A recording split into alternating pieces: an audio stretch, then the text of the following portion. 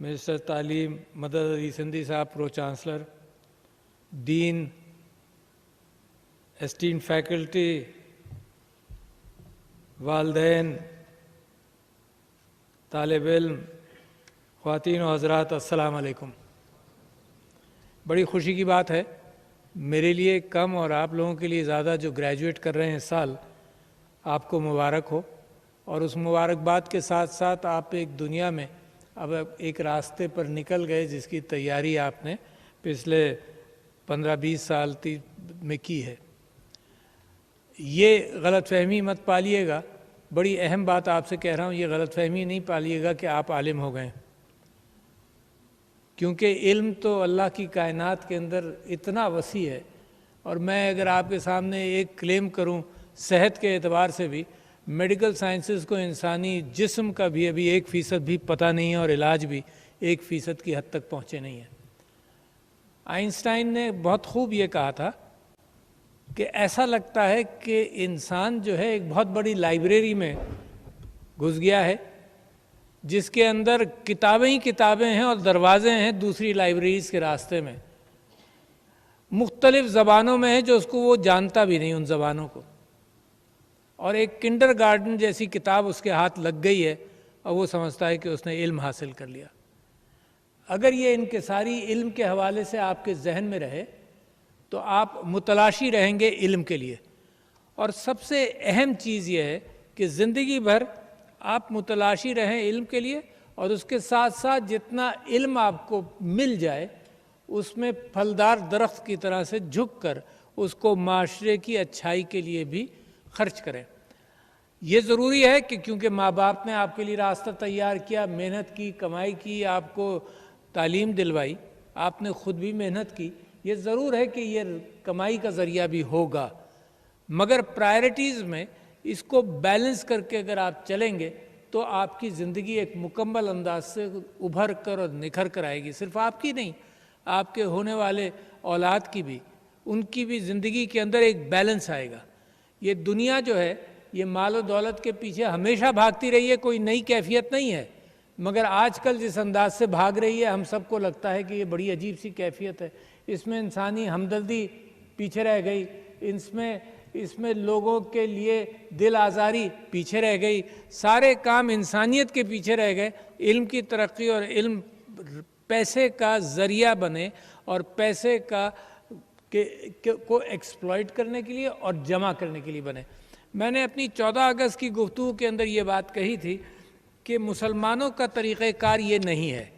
इस वजह से बच्चों और बड़ों जिन्होंने ग्रेजुएट किया है उनको मैं ये बताना चाहता हूँ कि इस्लाम का एक मुकम्मल निज़ाम हयात की रूह क्या है।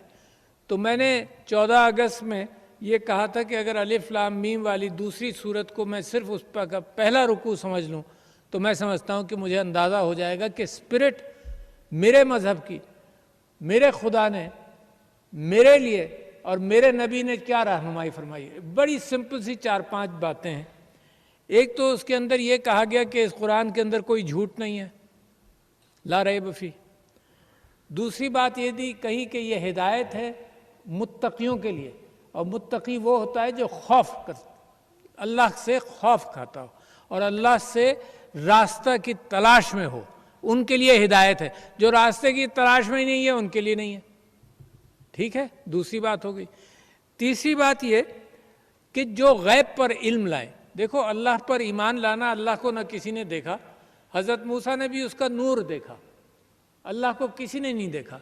और गैब मेरे नबी सल्लल्लाहु अलैहि वसल्लम ने अल्लाह की खूबियाँ बयान की और कुरान अल्लाह का पैगाम लेकर आए, तो गैब पर इल्म लाए। तो अल्लाह खुद फरमाता है कि उन लोगों के लिए जो गैब पर ईमान लाए, जो आज रैशनलिज्म के ज़रिए और मंतिक के ज़रिए सोचना चाहें कि अल्लाह है नहीं है, उनके लिए नहीं है, क्योंकि मंतिक का रास्ता उतना ही है जितनी अक़ल हमारी है, और अक़ल की महदूदियत का मैंने आपसे ज़िक्र किया।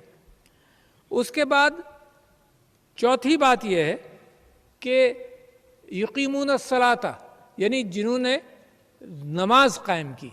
अच्छा, नमाज कायम करने का मतलब ये नहीं है कि मैं और आप दिन में 5 मरतबा फ़र्ज़ नमाज पढ़ लें और रटी रटाई बात कर दें। नमाज का मतलब ये है कि मैं अल्लाह ताला से दुआ करता हूँ कि मुझे रास्ता दिखा दे, इहदिना सिरातल मुस्तकीम। मैं अल्लाह से दुआ करता हूँ, उसकी तारीफ़ ही करता हूँ नमाज में। 2-3 जगह सिर्फ मैं उससे दुआ करता हूँ कि मुझे रास्ता दिखा दे। एक जगह रास्ता दिखा दे सिजदों के बीच में, रब फिरली, कि मेरी मग़फ़िरत फरमा दे, और फिर आखिर में रब्बना आतिना फिद दुनिया। वरना अल्लाह की तारीफ़ कर रहा होता हूँ। और एक अंदाज़ है अखलाकियात का जो मुझे और आपको अपनाना चाहिए। जब किसी से बात करें तो उस अंदाज से बात करें जिसके अंदर मोहब्बत और उनसियत नज़र आए। तो नमाज के अंदर तो अल्लाह ताला फरमाता है कि ये उनके लिए है जिन्होंने नमाज कायम की। फिर जो सबसे बुनियादी चीज़ है जो मैं आपसे कहता हूँ, वो आपके लिए कहता हूँ, वो 3-4 अल्फाज जो हैं कुरान के, वो आज मैं आपको बताना चाहता हूँ। फिर कहता है अल्लाह ताला, पहली डिमांड आती है, पहले तो रिकग्निशन आया कि तुम मुत्तकी हो, तुम हिदायत लेने के लिए आए हो, इस कुरान के अंदर झूठ नहीं है। फिर पहला हुक्म आता है आपके लिए कि मिम्मा रज़क़नाहुम युनफ़िक़ून, कि तुम अल्लाह के रास्ते में क्या, जो तुम्हें खाने को मिला है उसमें से क्या देते हो। तो मेरे दोस्तों, इस्लाम की स्पिरिट जो है वो कम्युनिटी से निकलती है, वो रियासत से नहीं निकलती, वो कम्युनिटी से निकलती है। और आपको एक बहुत बड़ी बात बताऊं कि इस्लाम के अंदर कभी कानून रियासत ने नहीं बनाया। ये तो अब जब नेशन स्टेट नमूदार हुई है दुनिया में तब रियासत कानून बनाने लगी, वरना इस्लामी तारीख़ के अंदर कुरान से कानून मिला, नबी की उसवे हसना से कानून लिया। और मेरे नबी वाइवा लेते थे जब किसी को कहीं भेजते थे। उन्होंने पूछा कि तुम क्या करोगे जब मैं तुम्हें भेज रहा हूँ फैसला करने के लिए। तो साहबी ने फरमाया कि जी मैं कुरान से देखकर फैसला करूँगा। फिर मेरे नबी ने कहा फिर क्या करोगे?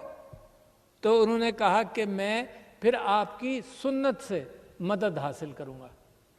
और मेरे नबी ने पूछा फिर क्या करोगे?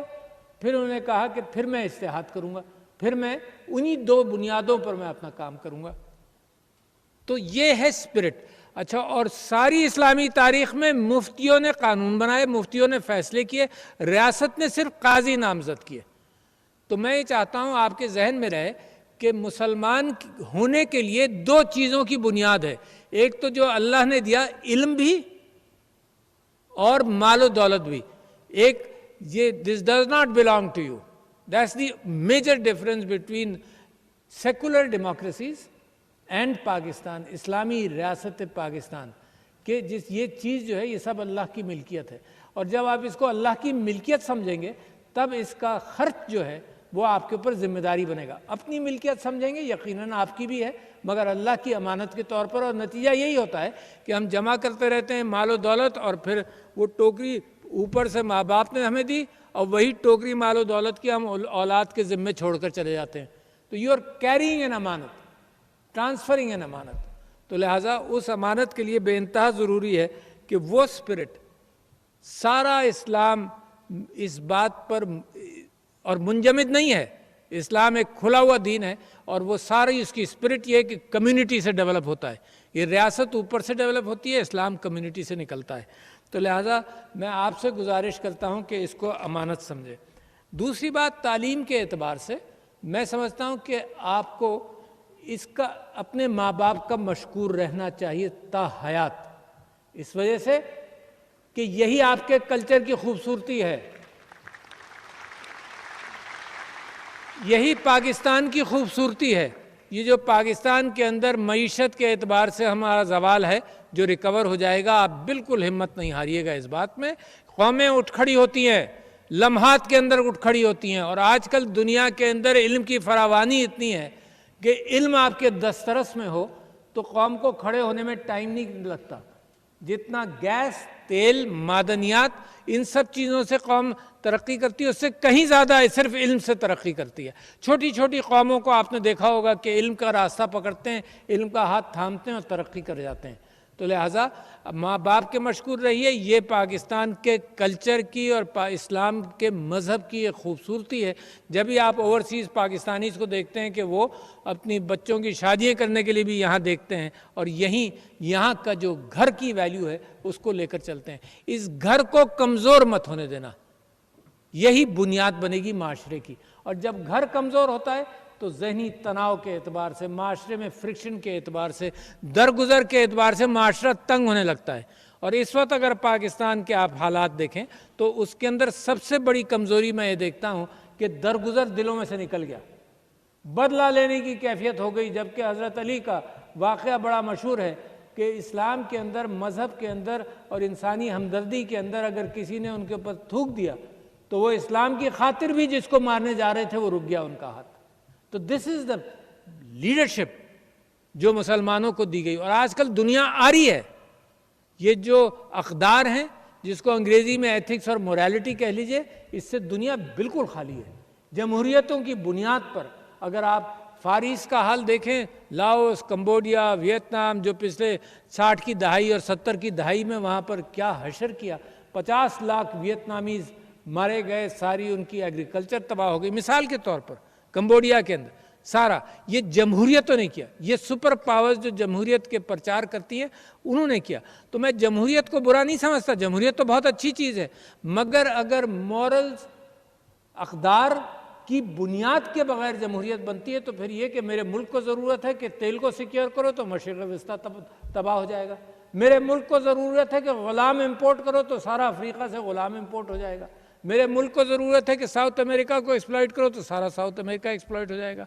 तो मैं समझता हूँ दुनिया को जो ज़रूरत है वो आपकी है, दुनिया को प्यास है इस बात की कि कोई तो ये बात करे जो मेरा कुरान और मेरा खुदा कहता है कि अगर एक इंसान को मारा, मुसलमान की तो बात ही नहीं है, अल्लाह ताला फरमाता है अगर एक इंसान को मारा तो इंसानियत को तबाह किया, और एक इंसान को बचा लिया तो इंसानियत को बचा लिया। ये कहाँ है दुनिया में कहीं और? यहाँ तो ये समझा जाता है कि वो दुश्मन है उसको मारो। फिर मैं कभी कभी रूमी की बात बताता हूँ लोगों को, और आप जैसे लोगों के साथ एक आपके अंदर मोहब्बत का जज्बा जो है ना वो बुनियाद है इंसानी ताल्लुकात का। मेरा मज़हब कुरान इसलिए नहीं आया कि सिर्फ इबादत सिखाए, इबादत का मकसद तो मेरा है, ज़ाती अल्लाह से ताल्लुक़ है। मेरा मज़हब इसलिए आया है कि मैं आपके साथ क्या ताल्लुक़ रखता हूँ वो समझाने के लिए मज़हब आया। तो रूमी कहता है कि मोहब्बत के बगैर तो दुनिया नहीं चलेगी, लिहाजा सबसे पहले तो अपने आप से मोहब्बत करो, अपने आप को पहचानो, अपना दिल खोलो इंसानी मोहब्बतों के एतबार से, फिर अपने ख़ानदान से मोहब्बत करो, फिर तीसरा ये कि अपने पड़ोसियों से मोहब्बत करो, फिर चौथा ये कि अपनी कौम से मोहब्बत करो, मगर कहीं इस बात का जिक्र नहीं है कि दूसरी कौमों से नफरत करो, इंसाफ करो। इंसाफ बुनियाद है। मेरे नबी सल्लल्लाहु अलैहि वसल्लम ने और कुरान ने जहाँ इस बात का जिक्र किया कि मिम्मा रज़क़नाहुम युनफ़िक़ून, उसके साथ साथ बुनियाद इंसाफ की डाली। इंसाफ is the foundation of Islam, इंसाफ is the foundation of a good human society, never forget that. जिस मुल्क में और जिस माहौल में इंसाफ नहीं मिलेगा उस माहौल पर अल्लाह की बरकत नहीं आ सकती। ये अल्लाह ताला का फरमान, ये मैं कुछ नहीं कह रहा आपसे। तो लिहाजा इंसाफ बुनियाद बनेगी।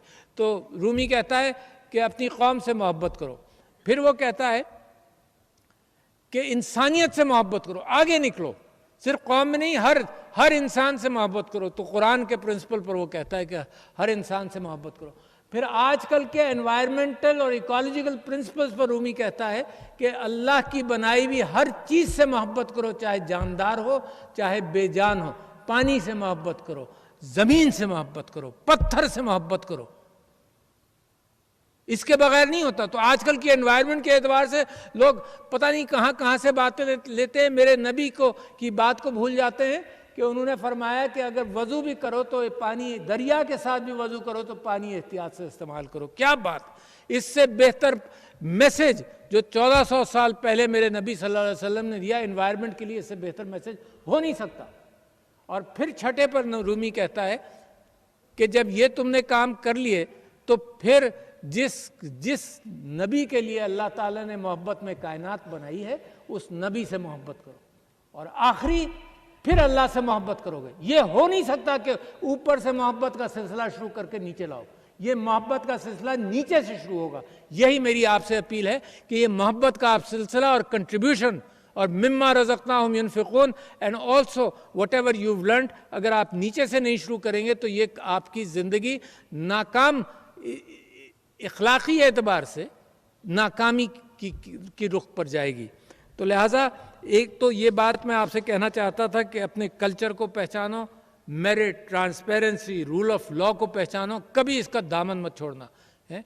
3 चीज़ें कौमें बनती हैं, किसी को उसको सुकरात को पूछा कि कौम कैसे बनती है, उसने कहा जी कौम बनती है तिजारत से, जाहिर है। कौम बनती है मुशावरत से, मेरे कुरान के अंदर भी दोनों चीज़ों का जिक्र है। फिर कौम, उस लोगों ने पूछा कि सुकरात से कि बस बन गई कौम, उसने कहा नहीं, कौम बनती है आइडेंटिटी से, थाइमोस से। कौम जज्बात से बनती है, हैं? कौम सिर्फ कमर्शियल चीज़ नहीं है, कौम उस चीज़ का नाम है जो मिलकर बनती है इन सारी चीज़ों से। तो लिहाजा मैं समझता हूँ कि पाकिस्तान की कौम के अंदर सारे इंग्रेडिएंट्स मौजूद हैं। हम गलतियों से सीखते नहीं हैं, दुनिया नहीं सीखती। आज आप फ़लस्तीन का हाल देखें, क्या हुआ। मैं आपको मिसाल देता हूँ कि एनातोलिया के अंदर, अंदुलुस के अंदर, यानी तुर्की के अंदर और स्पेन के अंदर जिस अंदाज से सारे नॉन मुस्लिम्स को इंक्लूसिव हुकूमतें बनाई, इंक्लूसिव माशरा बनाया, उसका बिल्कुल उलट क्रिश्चियन यूरोप के अंदर हुआ।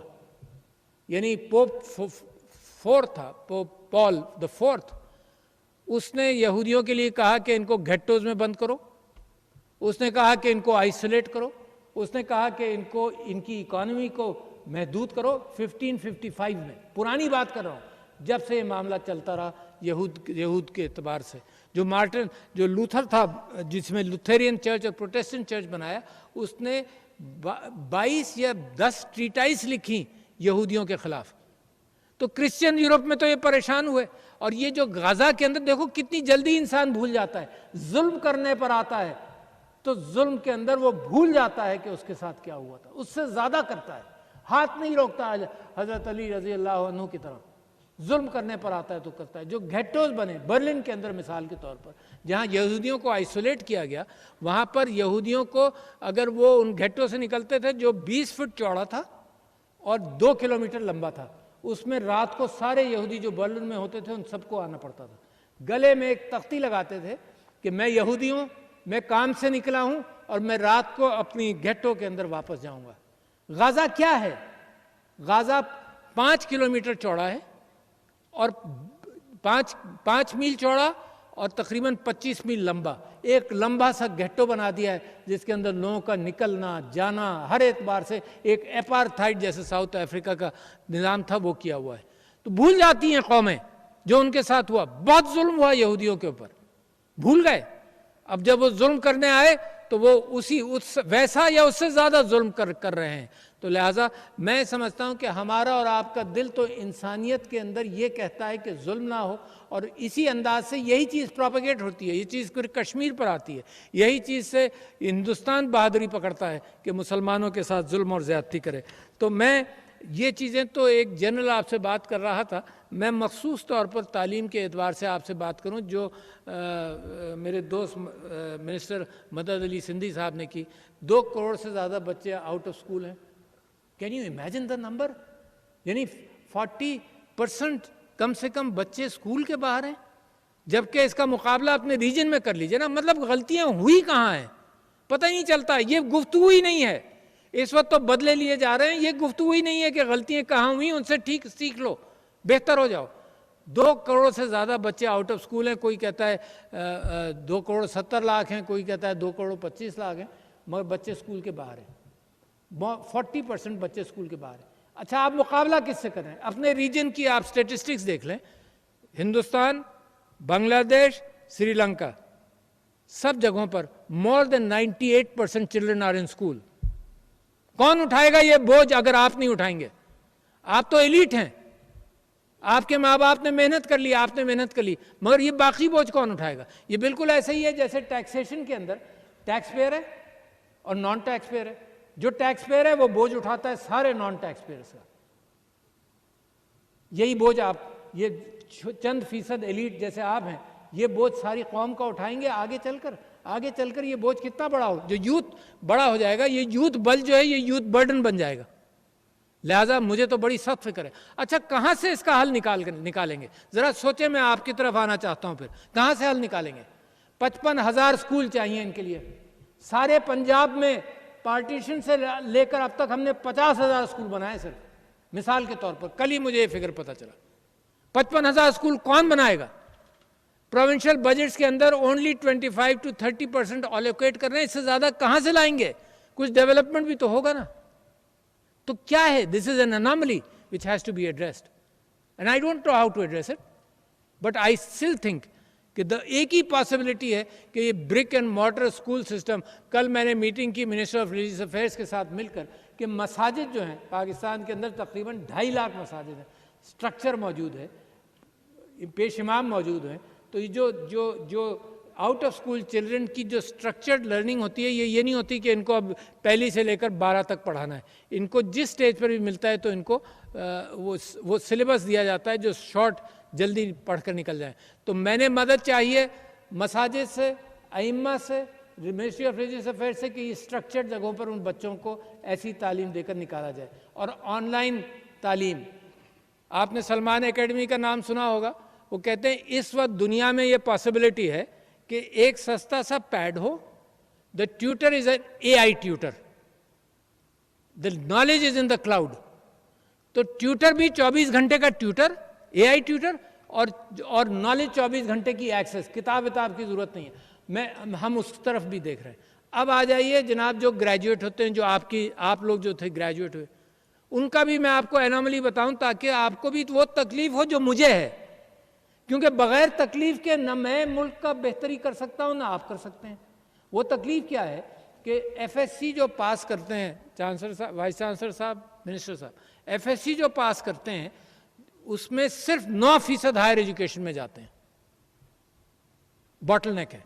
एक तो नीचे बॉटलनेक है कि हमने छोड़ ही दिया 2,50,00,000 बच्चों को, फिर ऊपर बॉटलनेक है कि FSC पास कर 9% को दाखिला होता है। कराची में गया, कराची में एक यूनिवर्सिटी के सिलसिले में सेनेट की मीटिंग हो रही थी, मैंने पूछा कितने ग्रेजुएट्स होते हैं कराची में, उन्होंने कहा जी 60,000। कितने को दाखिला मिलता है? 9,000। बाकी 51,000 क्या करते हैं? अच्छा, मगर कंपेयर करें ना, मतलब यकीनन सब नहीं जा सकते, कंपेयर तो करें ना। रीजन में क्या, मैंने रीजन का कंपैरिजन दिया था आपको। रीजन का कंपैरिजन ये है कि Bangladesh, Sri Lanka and India, more than 25% of their FSC graduates go into higher education. आप मुकाबला किससे कर रहे हैं, किस अंदाज से कर रहे हैं? मुझे खुशी हुई कि वाइस चांसलर साहब ने कहा कि इस साल 500 स्टूडेंट से बढ़ा रहे हैं। अफसोस ये हुआ कि यहाँ ये स्टेटमेंट आया कि हायर एजुकेशन ने ऑनलाइन एजुकेशन की पॉलिसी अब तक नहीं बनाई है। बनाई है, I am a witness, I chaired that meeting 3 years ago, जहाँ पॉलिसी तैयार हो गई। अजीब हाल है मेरे मुल्क का। आपको मालूम है डेटा पॉलिसी इंडिया ने 2012 के अंदर बनाकर पब्लिश करके उसके ऊपर इंप्लीमेंट कर दिया। पाकिस्तान ने 2022 में उसको अडॉप्ट किया पॉलिसी को। 10 साल, दुनिया 10 साल इंतजार करने वाली दुनिया अब नहीं है। And I am surprised